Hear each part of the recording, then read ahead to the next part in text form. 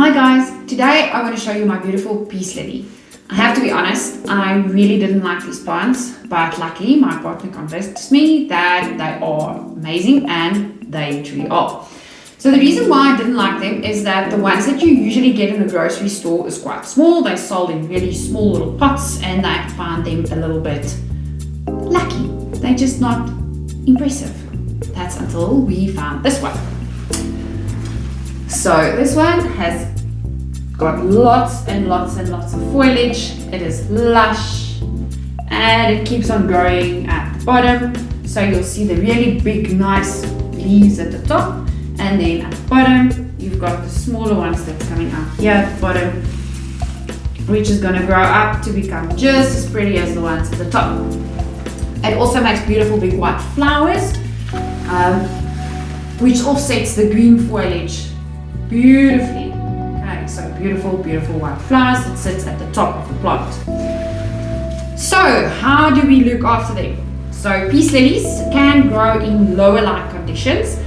So in South Africa, you'd probably you can put her close to a really nice southern facing window. So they do need light, not no light, just lower light conditions.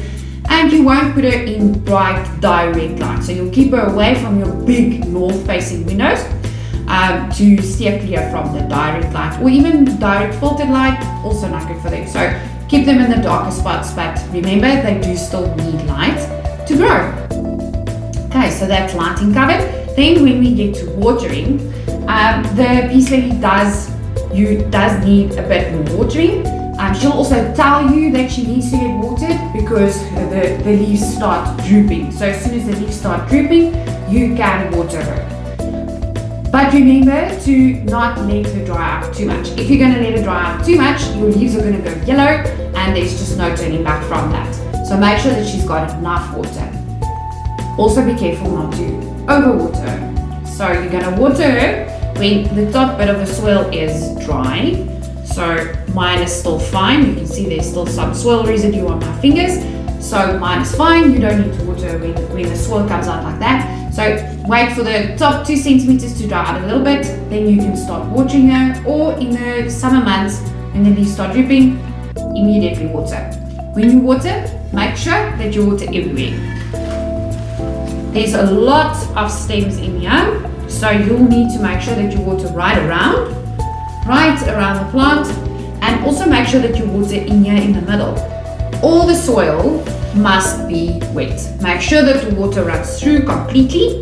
So you'll take her out of the pretty container, maybe put her in your bathroom, and then make sure that you water her properly. Let all the water drain out from the bottom, let it drain out completely, and then you can put her back into a pretty container. I don't like to repot my plants directly into the containers. I prefer having them loose because that just gives me a lot more flexibility with how I display my plants in the house. They are sensitive to chlorine, and an easy way to get around that is basically just to run your watering cans the night before, let the water stand for 24 hours, and then you're going to water your plant. Make sure that you use room temperature water, or make the water a little bit warmer. Remember, the plant is tropical. It comes from a warm, humid environment. And if you are going to put cold water onto the roots will go into shock. So use room temperature water. If your water is too cold, just add a little bit of warm water to the water. The soil make sure that your soil is free draining so that the water doesn't clog up around the roots. If the soil retains too much water, it will cause the plant to get root rot. Fertilization is also quite easy. You are going to fertilize this plant a little bit less than that you usually fertilize your other plants. So you'll fertilize her at half the dose that you usually fertilize the rest of your plants.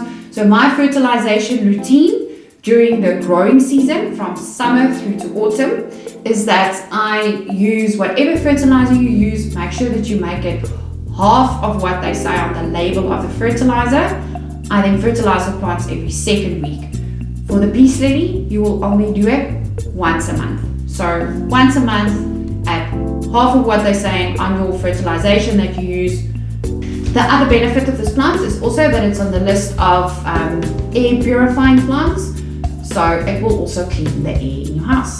So it's not just pretty to look at, but it is also advantageous to have around you. So get your hands on one. It's really easy. They're really easy to look after, and they add instant greenery to your house.